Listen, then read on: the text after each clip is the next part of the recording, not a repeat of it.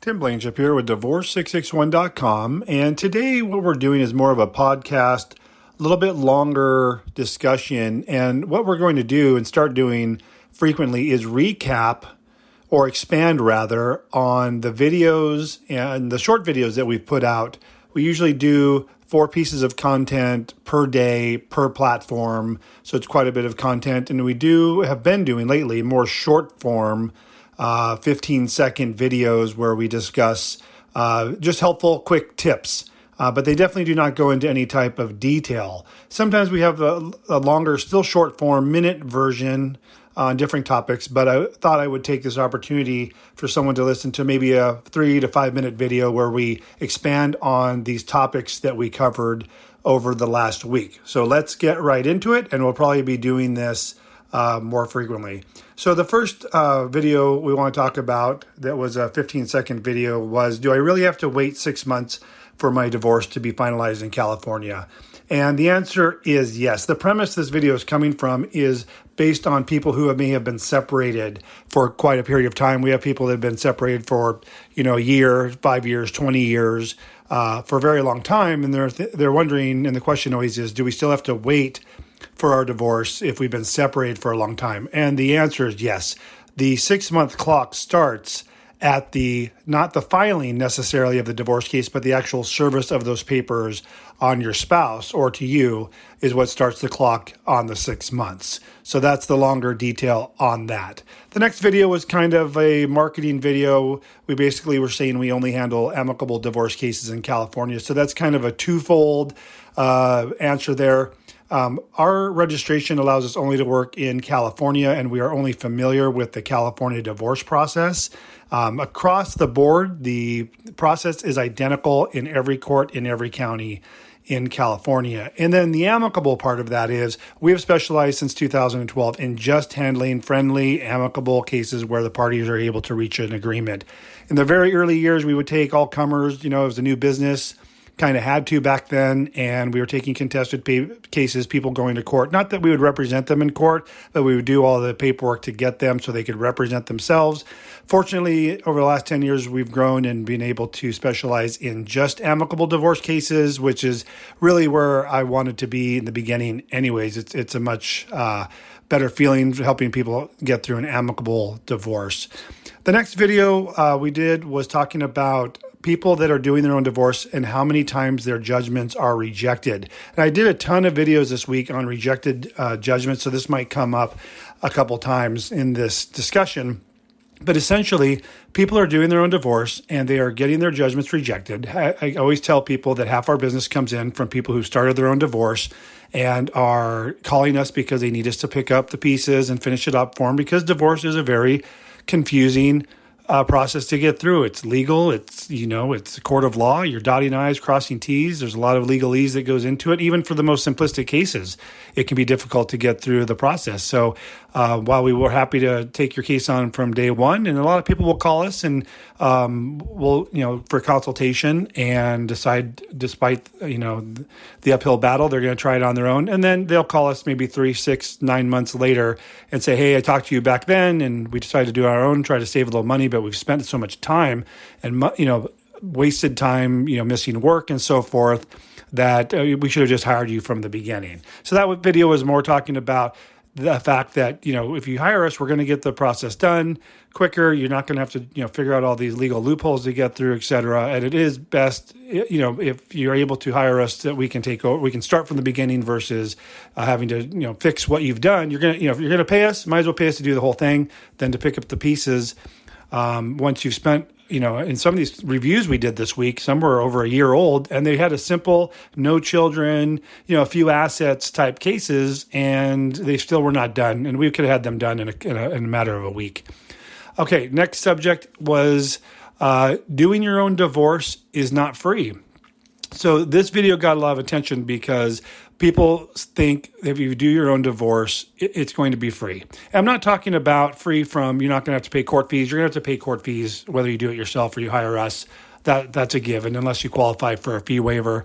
But what I'm talking about is I always tell people that call, you're going to pay one way or another. You're going to pay with money out of your pocket to hire us, Or two, you're going to pay in missing time at work, driving to the court, your gas money, time away from your family, time away from relaxing. You're going to spend your Sundays.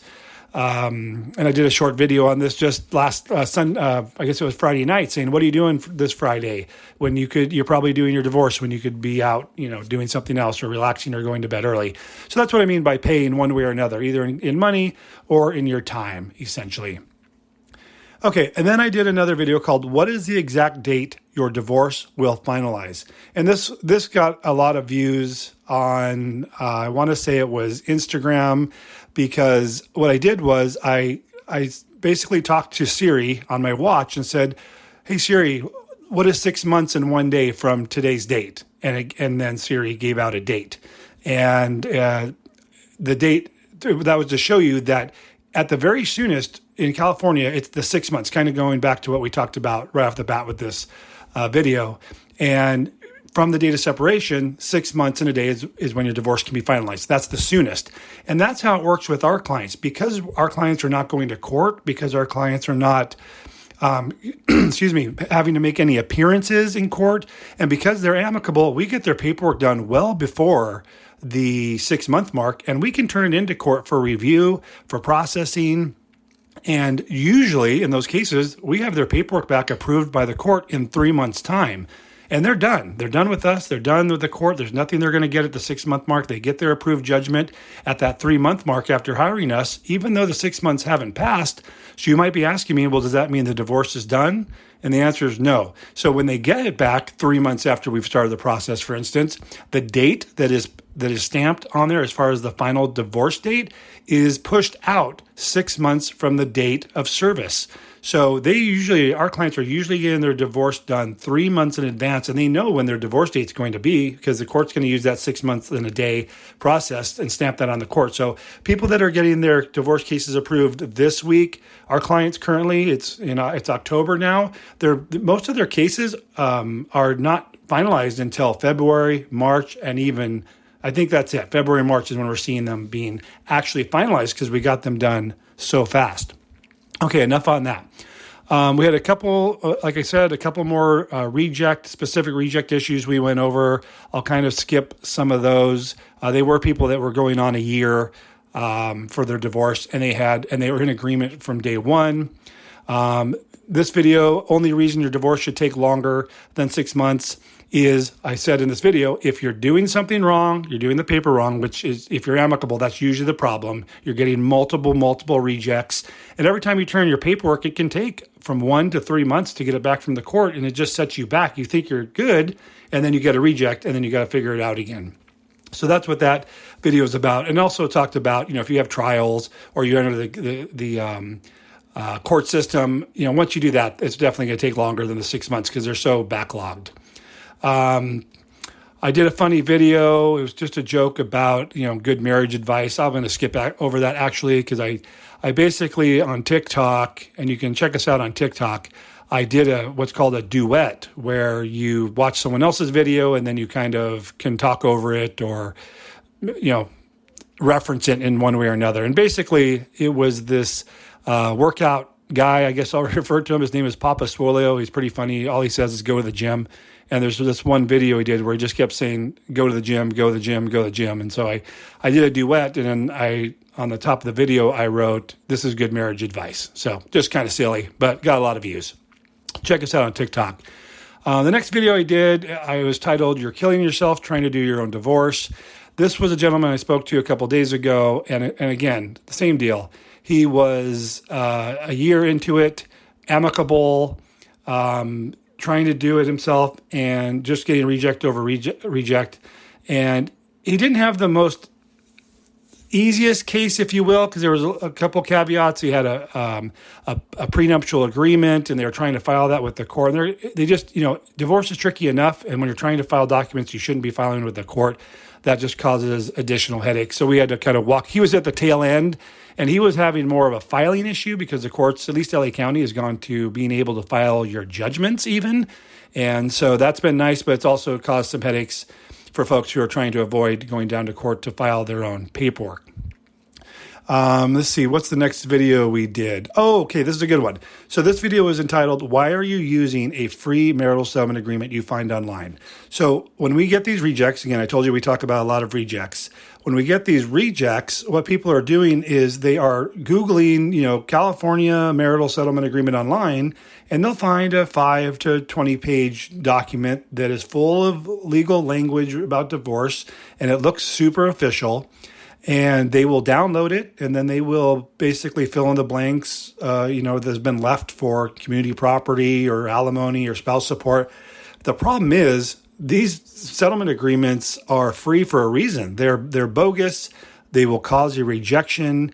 They have so much nonsense, boilerplate, useless information that's what makes them look good. I honestly think companies put them up for free so you'll use it and then you'll have trouble with it and then you'll call them and hire them perhaps. But they're basically worthless. And so we'll get people submitting these to us when they hire us, say, hey, our judgment was rejected, can you help us? And so they'll hire us and I'll say, send me what you're trying to submit. And I'm like, okay, this needs a video because we get so many of these worthless marital settlement agreements with nonsense. We have people that have no assets, no debts, no children submitting a 20-page marital settlement agreement to the court. And aside from the language being wrong, it's completely unnecessary. And the other thing I want to talk about this, I'm not sure if I created a separate video or, but it does kind of hinge on the same topic, is when you think marital settlement agreement, are you thinking a long narrative written out agreement? Well, that's what most people are thinking about. But the marital settlement agreement is just the terms of your agreement. So the courts use the court forms. You may have seen like the FL 180 for the judgment, the FL 343 for spouse support, maybe the FL 100, the petition. You definitely heard of that if you're going through divorce. Well, the marital settlement agreement doesn't have to be a narrative. It can just be the court order forms. You have the FL 180, and then you have the 343, as I mentioned, the spousal support order, and then you have the 345 property order. If you have no kids, that's really just the two forms you need, and that becomes your marital settlement agreement. Okay, next video was, don't do this with the FL 165 request to enter default form. So what I was referring to here is if you're going through an amicable divorce, you don't have to submit the request to enter default right when you get to that 30-day window or that 45-day window if you were serving via notice of acknowledgement and receipt. There's an additional 10-day add-on before you can file the default if it's served by notice of acknowledgement. But if you read the court instructions, it says when you are done with your 30 days have passed after being served, or 45 days. We say 45 just to be safe, so we don't submit it too early. But I think it's 40 is the normal date. To us, it doesn't really make a difference because we have a process internally when we file our cases for our amicable clients. But what we recommend and what we do as a practice is we file the default with the default judgment package. And when I say default, I mean default with written agreement package, because it's easier for the court clerk to process your judgment when they have all the final stuff. See, if you are piecemealing, filing your proof of service, and then a month and a half later, you're filing your default, and then maybe you're filing your declaration of disclosure, after that, and then you turn your judgment. They have to go pull your file, review all of that documentation, and then try and review your judgment. We, as a practice, will file the summons and petition, and if there's children, other forms. And then we don't turn anything else in, because in 45 days, we're turning everything in from the proof of service to the default to the declaration regarding service of disclosures to including the judgment, the whole shot in one go. So the court gets everything in one shot. And we're finding now, we've always done this as a practice, but now with the online filing in LA County, we're seeing judgments being approved sometimes in 10 court days, which is far superior to when we'd mail them in and get them done in maybe 3 months. I definitely recommend you turn everything in at once if you can as a strategy for getting your judgment completed more quickly. Because I know our clients want their divorce done as quickly as possible, even though it's before the 6 months. That's why we submit them all as one. So nothing's lost. They don't have to pull the file, and it's easier for the clerk. Once they get the file, they can go through the whole thing and approve it as quickly as possible. Okay, the next video was titled, Why You Can't Terminate Spousal Support in Your Judgment on a Long-Term Marriage. So in California, if you've been married longer than 10 years, it's considered a long-term marriage. The courts will not allow you on a default to file to have no spouse support. And I'm not talking about no spouse support as in not paying anything. That's fine. But we're talking about terminating the court's jurisdiction so there can't be a request for spouse support ever in the future. With a marriage of longer than 10 years, you have to do that by mutual agreement. And what we found in this week of consultations, and we probably had 30, of the judgment reject clients that we took on, the biggest, one of the reasons, and usually there's 10 reasons their judgment was rejected, but in these cases, they were trying to do a default with no agreement, even though they were in agreement. And I've been hounding, I told you we talked about judgment rejects a lot this week and had a lot of clients come in on this, is that people keep doing default with no agreement, even though they're in agreement, because they think it's going to be easier so they don't have to bother their spouse to sign anything. To be honest, true defaults, unless you have no assets, no debts, no kids, no nothing, and it's a short-term marriage, then maybe you want to do a default no agreement. But if you're trying to do anything like divide property unevenly, maybe have no child support when there should be, you want to terminate spousal support, as we're talking about this right now, then you definitely want to do a default with written agreement. In all of these situations that we had this week, every judgment, although they had, like I said, 10 other issues for the rejection, but on this one issue of the spouse support, if they had just done it by mutual agreement and done a default with a written agreement, then their judgment would not have been rejected on that particular issue. Okay, the next video we did was talking about the legal separation process, and it was titled, "Are you filing for a legal separation to keep health insurance?" And the reason I did this video is because we had a couple calls this week, and we do quite often, that people say, "I want to file for legal separation." This was during consultations, and what I always say is, please tell me why you want to do a legal separation. And most of the time, people will say, well, I want to stay on health insurance. So what I have to tell them is, that several years ago, we found out that the legal separation process was being treated the same by the health insurance companies as divorce, meaning if you got a legal separation, even though you're still technically a dependent, they were no longer going to allow you to remain on your spouse's health insurance policy. So I make sure to tell people, and if they don't tell me for health insurance reasons, I'll definitely bring it up and say, okay, before we go down this path, I don't want to go through this entire process of legal separation. You get a judgment for legal separation.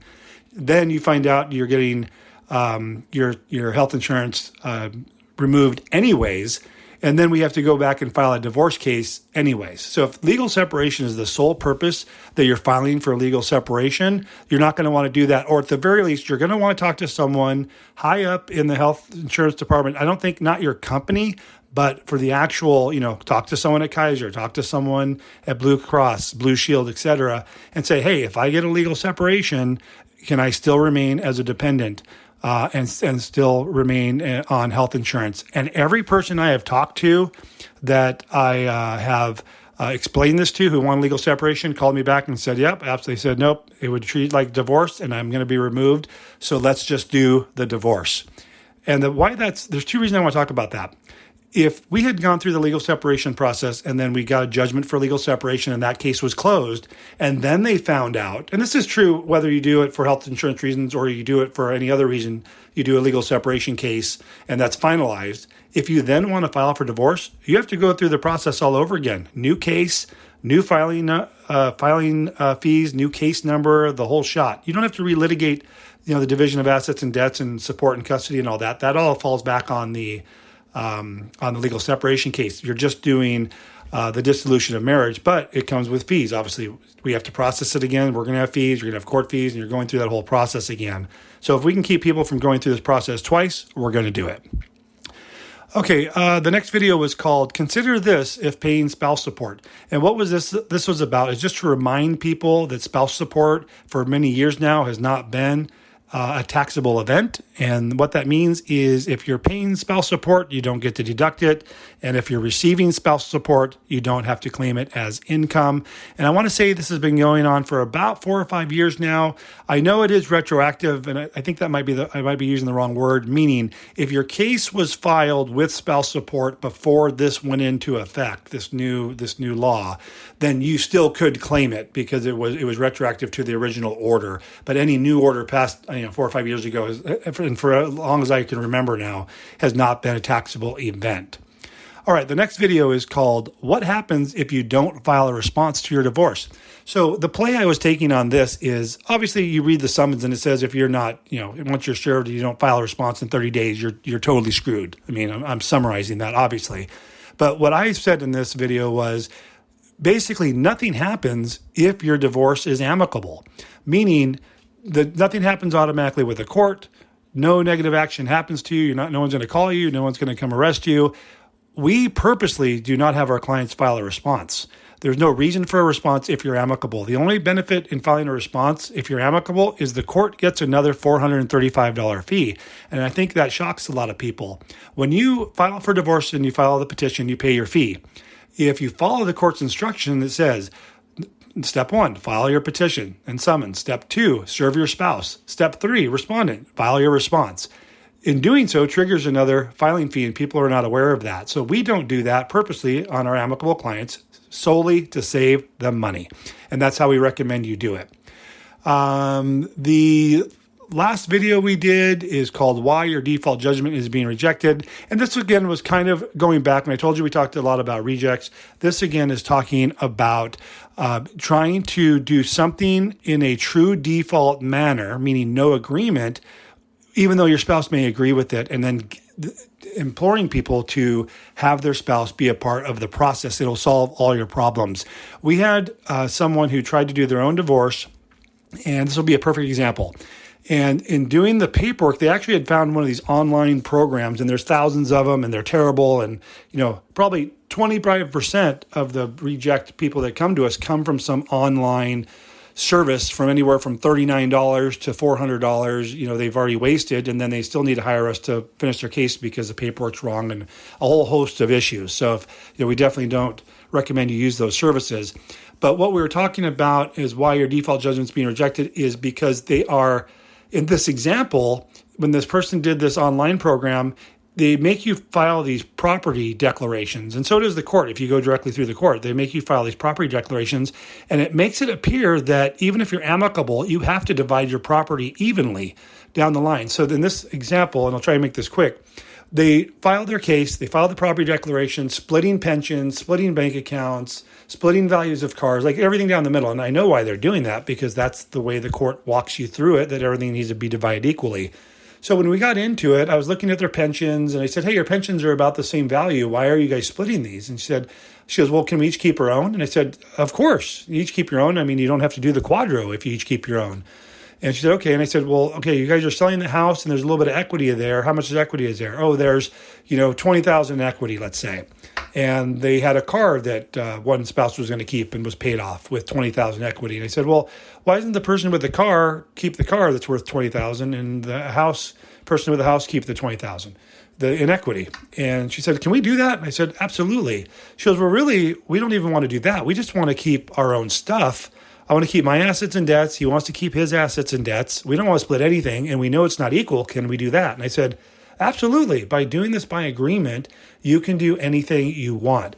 And this is just one of the biggest advantages/disadvantages of using an online service or even going directly through the court. They're not going to give you this advice. They're going to say, seek legal advice if you have these questions.